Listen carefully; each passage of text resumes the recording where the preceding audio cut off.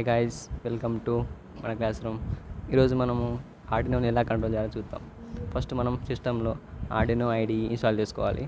మొత్తం దాన్ని ఓపెన్ చేసుకోవాలి. చేస్తే అది ఓపెన్ కాదు, డబుల్ క్లిక్ చేయాలి.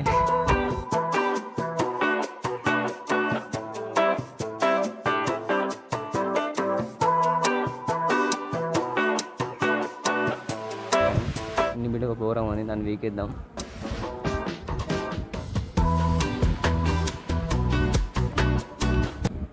మనకి డిఫాల్ట్గా ఇలా ఉంటుంది. సో ఇప్పుడు మనం ఏం చేయాలంటే ఫస్ట్ ఆర్డినోని కనెక్ట్ చేసుకోవాలి. నుంచి అక్కడ డివైస్ నుంచి ఇక్కడ కనెక్ట్ చేసుకోవాలి. సిపియూ నుంచి ఇక్కడ సిపియూ కనెక్ట్ చేసుకొని ఈ ఆర్డినో కనెక్ట్ చేసుకోవాలి. చేసుకోవడానికి ఎల్ఈడి వెళ్తుంది, అయితే కనెక్ట్ అయినట్టు. ఎల్ఈడి వస్తే కనెక్ట్ అయినట్టు. Next go to device manager and see the COM. So it is connect COM 11. సో ఇక్కడ కూడా కామ్ 11 సెలెక్ట్ చేసుకోవాలి. డిఫాల్ట్గా 1 ఉంటుంది, 111 సెలెక్ట్ చేసుకొని కోడ్ అనేది తీసుకోవాలి.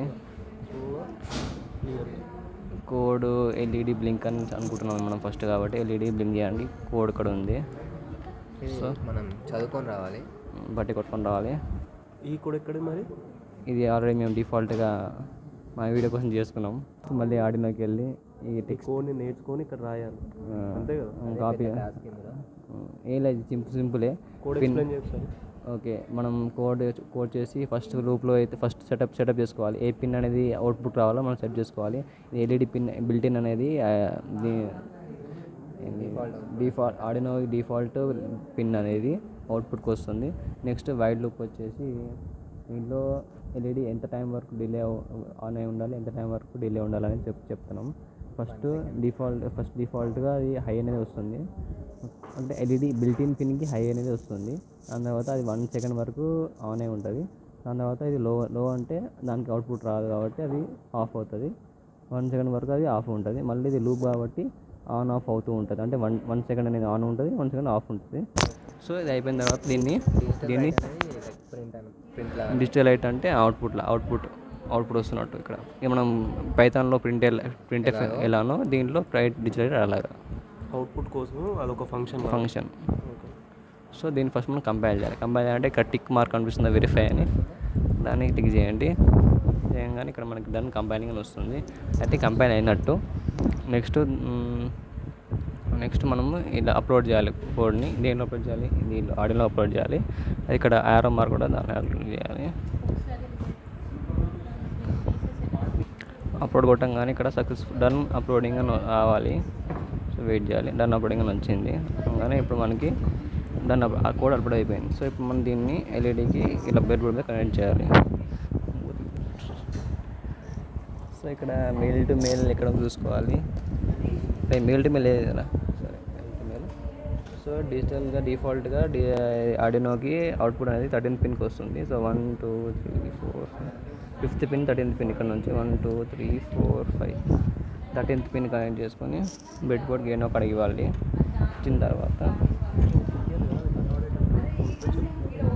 ఇక్కడ 4 పిన్స్ ఉన్నాయి. ఈ 4 పిన్స్లో హైయెస్ట్ అదే పెద్దది ఉందో అది పాజిటివ్, దానికి పాజిటివ్కి ఇవ్వండి. అంటే మనం బెడ్ బోర్డ్ మీద కనెక్ట్ చేసుకున్న దానికి నెగిటివ్ ఎన్నో ఒకటి ఇవ్వండి.